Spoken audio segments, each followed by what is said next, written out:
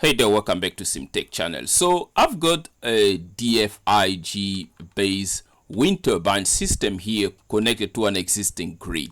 The question is, why do we connect renewable generators of this type, wind, solar, and what have you, in the first place to an existing grid? And what can go wrong in this type of setup if we don't properly analyze the entire system before we bring it online? That is why the intention of this tutorial is to purely focus on grid interaction. No machine theory about the DFIG system or the internal control that we discussed on tutorial 2. If you want to know more, please watch that tutorial. In this particular tutorial, we're just going to be focusing on what exactly the grid sees when one of these machines or one of these generators, wind or solar, is connected to it. In doing so, we're going to look at the power flow, the voltage behaviors on each one of these bus bar, the grid bus bar, the load bus bar, and the LV bus bar from our wind generator. The reactive support, the reactive power support that might be coming from the wind generator here, or maybe from the grid itself to basically support the entire system. And of course, we're also going to be looking at what can actually happen in terms of protection response when a fault happens on our power system network. Then, very important, we also need to discuss one of the key stability studies that every power system engineers must run before bringing this type of system online. Now, before we dive into these three bus bar network to start looking at the power flow here, let's just first answer the fundamental question here, right? Why do we connect or integrate renewable energy into an existing grid, right? Now, this is a very simple question. Most of us will say, well, we want extra power. We want more power to support the local load, right? Well, that is a very generic answer to the question. But from an engineering perspective, a power system engineer perspective, the primary reason for integrating renewable energy sources like wind, for example, here into the grid are basically threefold, okay? So the first one is, obviously, we want local active power generation, basically to reduce power that is being imported from remote network, from the remote grid that basically is being generated kilometers and kilometers away from the local network. Okay, so that is one of the reasons we want to reduce how much power we can transmit over long distance by just building small generators to basically support the local load. Okay, so to make it simple for you, that's the primary reason, because by doing so we can reduce power that is lost via long transmission lines. The second, obviously, it is renewable. It is modern. Okay, modern renewable generators like wind, for example, in our case here, okay, can provide very fast reactive power support to the grid. For example, right now we can see this small generator here can supply 2.5 megawatt. Obviously, the reactive power capability that this generator can supply to our grid here will obviously be dependent on the capability curve of this wind generator.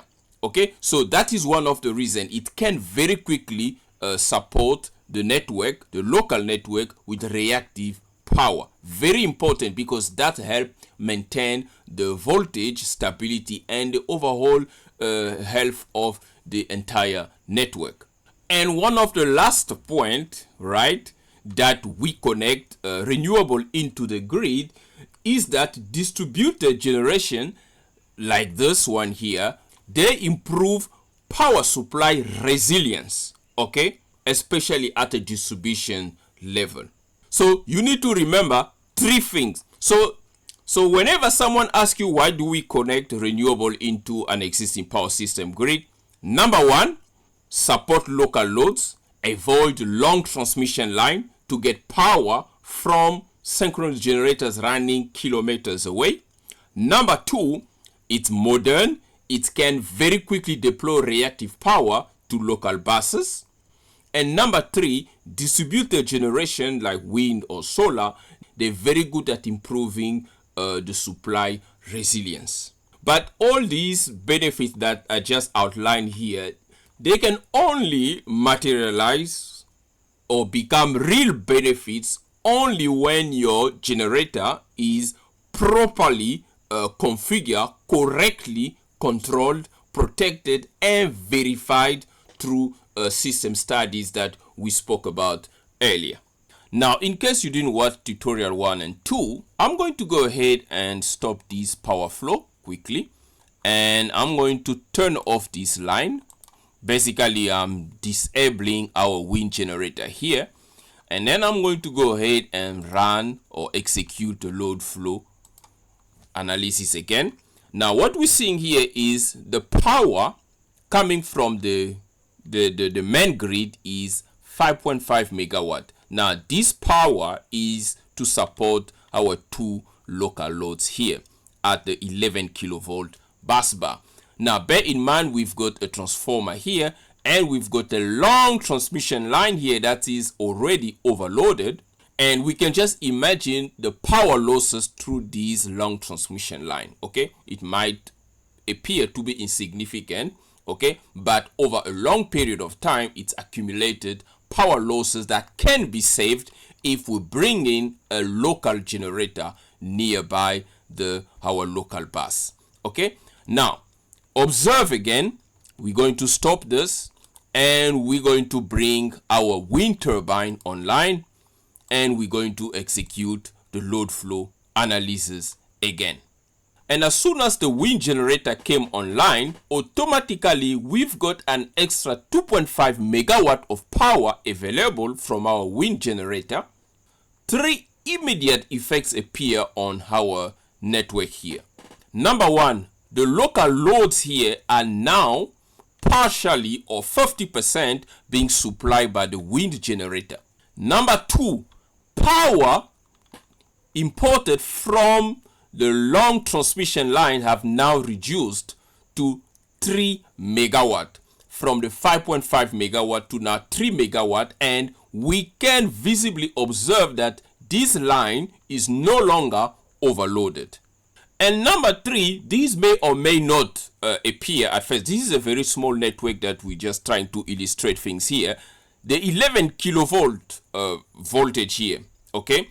The per unit voltage here is 1 per unit. But what might happen if you bring in a bigger wind generator or solar generator here, you might see this voltage increase. It might go to 1.1 per unit. Okay, now this is not a fault if you see something like that.